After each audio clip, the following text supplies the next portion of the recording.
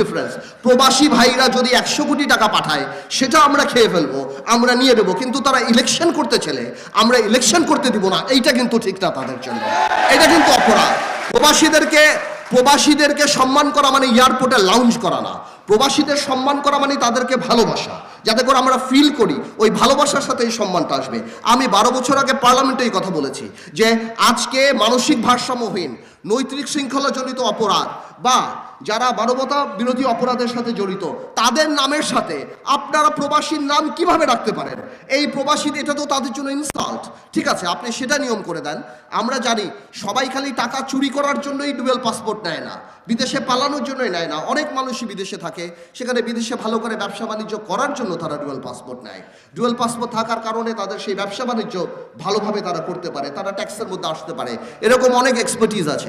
যদি দরকার হয় তাহলে দরকার পড়লে ওই নিয়ম করে দেন যে একটা সার্টেন অ্যামাউন্ট অফ রেমিটেন্স যদি তারা পাঠায় তাহলে তারা কোয়ালিফাই করে যে তারা নির্বাচন করতে পারবে।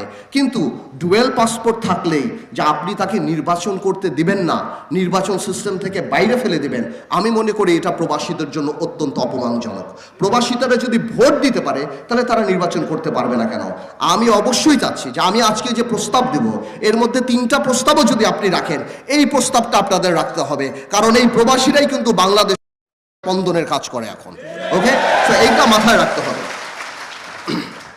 আরেকটা ব্যাপার আসতেছে, আমাদের পার্লামেন্টে আমরা জানি নারীদের একটা কোটার ব্যবস্থা আছে। আমি মনে করি এই প্রবাসীর বাইরেও আরেকটা সেকশন আছে, সেটা হলো আমাদের গার্মেন্টসের শ্রমিক ভাইয়েরা।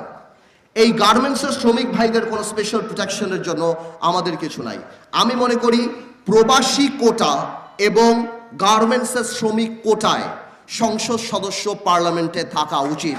তাদের সংখ্যা কি হয় সেটা বড় ব্যাপার না, 3 জন হতে পারে, 5 জন হতে পারে, কিন্তু এত বড় এই গার্মেন্টস দিয়ে আপনি মাসে 25 বিলিয়ন 30 বিলিয়ন আপনি অর্থ কামাই করছেন, আপনি প্রবাসীদের কাছ থেকে টাকা কামাই করছেন। গার্মেন্টসের মালিকরা তো লেকশোর ওয়েস্টিন হোটেলে কনফারেন্সে সরকারকে তাদের অধিকারের কথা বলে। আমার শ্রমিক ভাইদের তো রাজপথ ছাড়া কোনো উপায় নাই, তারা তো রেডিসনও যেতে পারে না, লেকশোরও যেতে পারে না, তাদেরকে আপনি রাস্তায় নামান, আর রাস্তায় নামার পর পুলিশ তাদেরকে পেটায়। তো আমার কথা হলো তাদের অধিকারের কথা বলার জন্য পার্লামেন্টে যদি 3টা মানুষ থাকে, 2টা মানুষ থাকে বা তাদের অধিকার নিয়ে কথা বলে প্রবাসী এবং শ্রমিকদের নিয়ে, আমি মনে করি যত জনসম্পৃক্ত করা যায়। ভাই, আমাদের উপলব্ধি করতে হবে গত 50 বছরে আমরা রাজনীতিবিদরা মানুষ থেকে দূরে সরে গিয়েছি। রাজনীতির কথা শুনলে মানুষ দূরে সরে যেত। আমাদের এখন সবভাবে আমাদের কাজে কর্মে ওই ইচ্ছা, ওই প্রয়াস থাকতে হবে যত সম্পৃক্ত সাধারণ মানুষের অধিকার রক্ষার প্রক্রিয়াকে আমাদের সাথে, সংসদের সাথে সম্পৃক্ত করা যায়। তাহলেই মানুষ মনে করবে যে আমরা তাদের কথা বলি। এই যে আমরা মহিলা এমপিতে কোটা দিয়ে রাখলাম, যেখানে মমতাজ যারা ছিলেন ওনারা এমপি ছিলেন।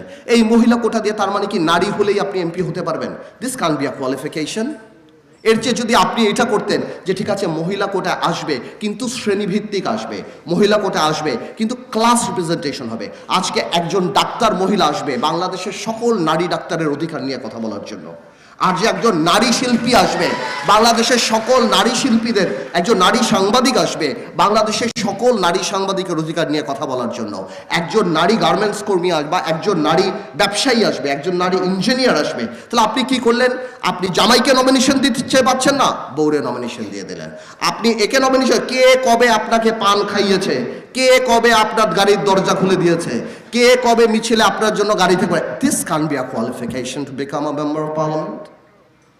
এই কারণে কি নারী কোটা দেওয়া হয়েছে যে আমার যাকে ভাল লাগে, কে আমার পাশে বসে, কে আমাকে উঠায় নিয়ে যায়, কে মিছিল করে। তো আমি মনে করি 30 জন নারী যদি আমরা প্রপারলি ইউজ করি, এর মানে 30টা ইনস্টিটিউশনকে আমরা অ্যাকোমোডেট করছি বাংলাদেশ পার্লামেন্টে, যারা